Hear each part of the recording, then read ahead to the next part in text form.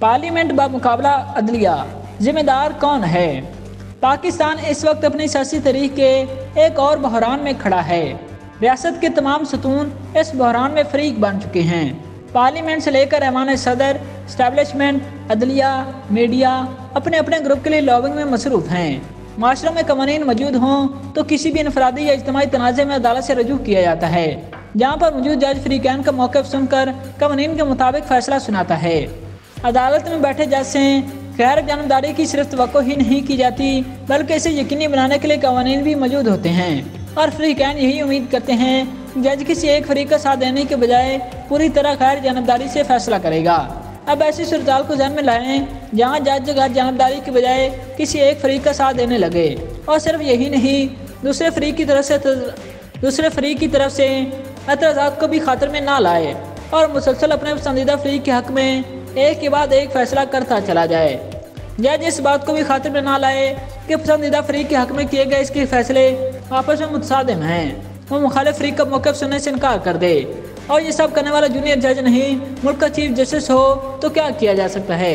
इससे तवक्को की जाती है कि चाहे दूसरे तमाम जज जानबदार हो जाएं, लेकिन मुल्क के आला तरीन अदालती ओहदे पर मौजूद शख्स किसी तासब, जाती राय, बैरूनी हालात से बेनियाज होकर मुकम्मल गैर जानबदारी से फैसला करेगा। इस सूरत हाल को ऐसे भी समझा जा सकता है कि अगर कोई मरीज़ किसी बीमारी से मुब्तला है, वो मुख्तलिफ डॉक्टरों से इलाज करवा चुका है लेकिन अफाका नहीं हुआ, फिर वह ऐसे डॉक्टर से रजू करे जिसे इस बीमारी का सबसे बड़ा माहिर माना जाता है, लेकिन वो भी बीमारी का इलाज करने के बजाय गैर संजीदगी दिखाए, फिर मरीज़ के पास दुआ करने के अलावा कोई ऑप्शन नहीं रह जाता। बदकिस्मती से पाकिस्तान की मौजूदा सूरत हाल भी इसी मरीज़ जैसी है, जिसमें चीफ जस्टिस ऐसे ही डॉक्टर का किरदार अदा कर रहे हैं जिनसे तवक्को थी कि वो हर एक मुकदमे में गैर जानबदार रहेंगे, लेकिन तवक्को से बरक्स इनके बारे में ये तासर पुख्ता हो चुका है कि वो एक मखसूस पार्टी का साथ दे रहे हैं और इस जानबदारी मुल्क के मुतबर तरीन इदारे पार्लियामेंट की अहमियत को भी खातिर में नहीं ला रहे।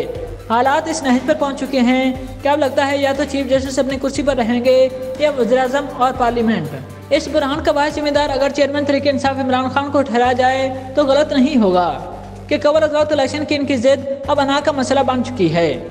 ये बात किसी से छुपी नहीं कि निज़ाम इनके हामी मौजूद हैं, चाहे वो ब्यूरोक्रेसी हो, स्टैब्लिशमेंट हो या फिर अदलिया। तहाँ पिछले साल अपनी हुकूमत के खात्मे के बाद इमरान खान ने मुसलसल पूरे निज़ाम को जाने की कैफियत में मुब्तला कर रखा है।